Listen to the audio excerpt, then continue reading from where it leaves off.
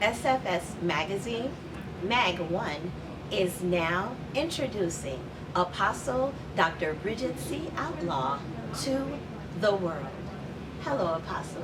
Hello, Queens. Yes. Dr. Queens. Yes. Hey, Queen Doctor. And we honor you, Apostle, because through your seminary, we were able to get our honorary degrees.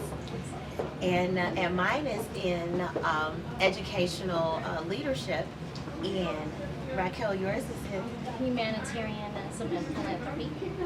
Yes. And so we just wanted to find out a little bit about Apostle Dr. Bridget Outlaw. So I just want to say what stands out to me in regards to your amazing life is the fact that where I lived for about 10 years plus was a sign on the street. And that street sign said, guess what, guys? What did it say? I'm curious. Guess what it said? What did it say? Not just one street sign, but two consecutively. And there may have been a third, because by the time I walked the second block, I was ready to go back home.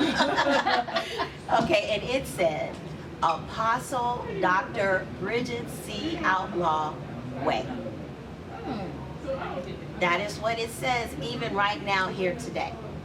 So, you know, knowing that I was from the neighborhood, no one would believe. I say, that's my mentor. They'd be like, really? and so, and it was true. You don't believe it? Come to my church. Yeah, she is, you know, she has over, how many churches do you have under your governance? 742 churches. Oh my God. That you It's oversee. amazing. 742 churches churches. that I oversee, and they planted all over the world. Wow. That's amazing. I'm excited.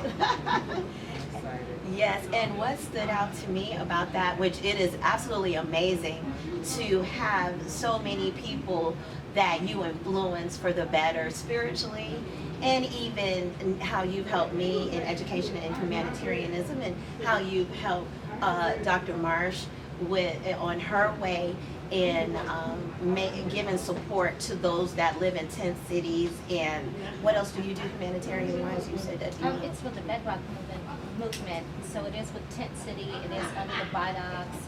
And also it is providing the bus passes. It is also providing food, and also counseling those that are on drugs, the women. So we just want to say thank you for helping us along our way in those respects of our life. But getting back to having 740 something churches that you oversee, what really stood out to me was that amazing ring you have. Oh, my apostle ring. Your apostle ring. You have it right now? Yeah. Yeah. Oh, that's Apostle. This ring is funny that you mentioned it, because beautiful. my apostle ring is actually when I first became an apostle, which was 2010, June 10th, 2010. My mother said to me, she said, God had called you to be an apostle. She said, but we need to seal it. After my ordination, she said, I'm going to get all the congregation together. We didn't have a lot of people. We didn't have, I don't think we even had 10 people then. She said, I want to get all of the people together, and I want them to donate on getting you a ring. And so my mother said, pick it out. And in Saudi Arabia, I was looking online, and I met this woman who designed rings, and I was telling my mom, I said, Mom, I don't think you guys gonna purchase the ring I'm looking at. And so my mom said, oh no, yeah, we are. And I said, no, Ma, I don't think so. And so the ring is actually 24 karat gold. Gorgeous. Wow.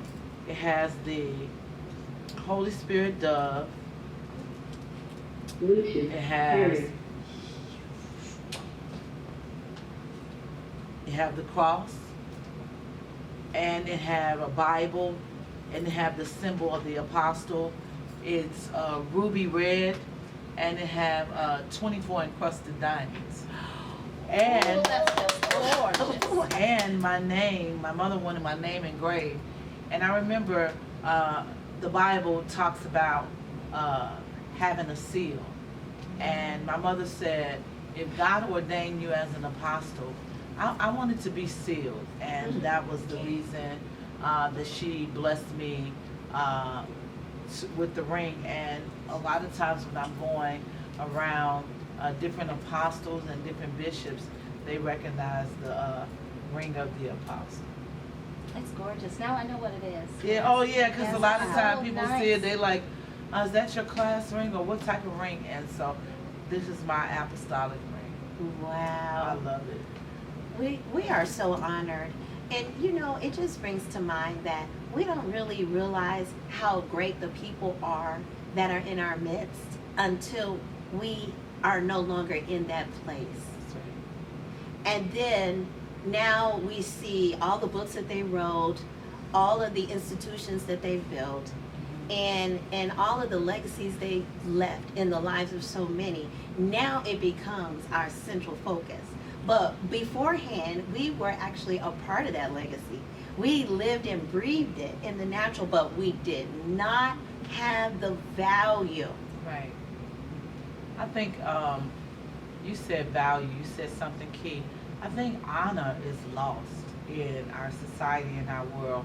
I think we no longer honor people who may be great or who may be on their way to greatness because we're looking out of the wrong lens. Sometimes it's easy to look at because they are great, Michelle Obama's and Oprah Winfrey's and you know, some of the other greats, but we have greatness in our own communities, in our own churches, in our own neighborhoods, but really next door to us. And so we don't know who carries that DNA of greatness, because sometimes what greatness just means is God uses ordinary people to do exceptional things, which causes us to be great. Wow. That's Yeah. great. That's a great quote. Love it. That's what I believe. And also, I can speak for myself. I don't want to speak for Dr. LaCour Marsh, but I'm just so, I'm just overwhelmed by your capacity to give. And I was just looking on Facebook, and you were saying how it is your goal to give home goods and support to everyone in surrounding communities for free, like different products from your distributors. And also you have this program that I'm looking forward to. It's the furniture program. Oh, yeah. Yes. Chicago Furniture Bank have a 40,000 square feet warehouse. They non-for-profit, and they partner with non-for-profits to help us link furniture to the community. And so I love that program, and I love programs that link non-for-profits to their population. And so that program is important because they have, I want to say, 3-4 floors, and a person can get at least 3 rooms of furniture for $50. They can do their That's kitchen, their living room. amazing. Yeah, they can do their kitchen, their living room, their dining room, or kitchen, bedroom, living room. I love that because you know what? A lot of times we assume that people have what they need, and a lot of times they don't. So people like Chicago Furniture Bank and what you do, The bedrock Dr. movement. Raquel, yeah, the Bedrock Movement is so huge because one thing, when we get up a little bit, we forget about our population. We forget about our people. And that's why I love doing what I do. Because one thing, anytime God elevates you, He also causes you to be humble so we can stay and uplift our people. So that's what I love about it. I do. Okay. Did you have something to say? Okay, one other thing, because this is my apostle. I know that you have the construction program, and I understand from how you taught us that that is an area that is lucrative for individuals who are female, who are diverse races, and that have some type of minority status that's considered minority status. Construction is a lucrative pathway to take right now. And so I have seen you as you're taking your cohort of students through 10 months of training before they get certified. What will those individuals be able to do? And also, don't leave me behind, you know. Well, you know what? I love the construction apprenticeship program, 10-month. What I learned that, especially in our community, going back still to the community, our black and brown, Latino, Hispanic, that population, we were going unnoticed in the construction field. The construction field is a $1 trillion industry, and African Americans, Latino, Hispanic, black and brown, women and men, we actually are not even receiving 0% of that $1 trillion. And one of the barriers is because they say that we actually don't have the education, or we have so many barriers, like we don't have child care, we don't have transportation, or the biggest thing is we don't have the training and the education. And so the father wanted me to start the construction apprenticeship, not because so much is lucrative and people can make money, but to make the talent pool actually more diverse, is bringing black and brown, Hispanic and Latinos into construction so they can at least have a piece of the economic wealth of our country. So that's really my reason. And then my second reason is black, brown, and especially Latino, Hispanic. We are not the only generations, but we're the only ones that we first, second, third, fourth, fifth, sixth generational poverty. And so to change the poverty line is if we educate our people and get them into trades. And that's where this world is going. Not so much as, college 4 years and they have to pay, they have to pay student loans and all this back, but getting them into trades so that we can, especially in America, we have to have a diverse talent pool, so that when corporations are soliciting us or headhunters, we can be in the line to get those good jobs. Yes. And then help take care of them. That's beautiful. Okay, so I have a question for you. What do you plan on doing in the future to build generational wealth? So one of the things, I think right now where I'm at this moment in my life, I came from, long story short, I came from a family of true believers. They were Christians. My mother had been in the church all her life. My father was in the church, but he was a backslider. And my mother, when I came to know Christ, my mother really pushed really hard for me to know God, and I'm grateful because she left that legacy. Without that legacy, I wouldn't be who I am. But it was something that would be in the back of my mind.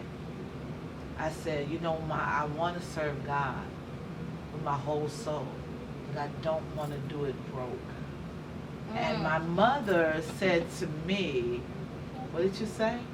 And I said it again. I said, I love God, but coming to church and seeing them raise, it take 3 hours to raise $100. I said, I just don't see that being my reality.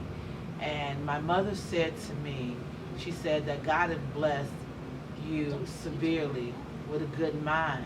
And I really remember my mother saying that. But I had I have 4 siblings, and my middle brother was 16 at the time, and he owned a construction company and a board-up company.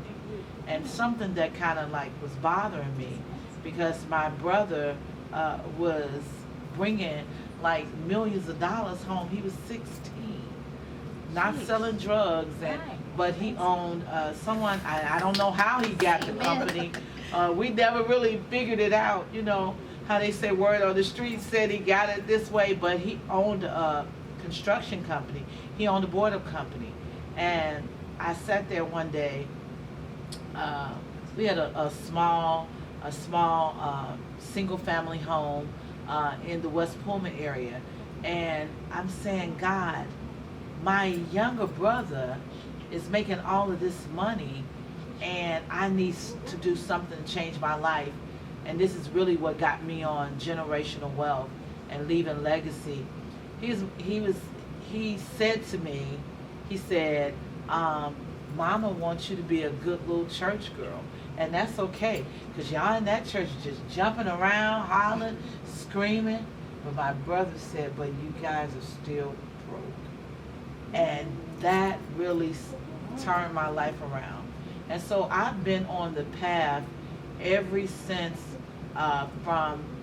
so I'm 8, so my brother was 16, I was 22. And I remember turning 22, and I said, you know what? When God showed me the paradigm to obtain wealth, because the scripture in Deuteronomy said that God had given us the power to obtain wealth. And so when I read that, I've been on a quest for now the last maybe 30 years to show people how to leave a legacy, not just for their children, but for their community, for their grandchildren. So that's what I'm doing. I'm a marketplace apostle that every time you hear me open my mouth, I'm talking about education, entrepreneurship, business.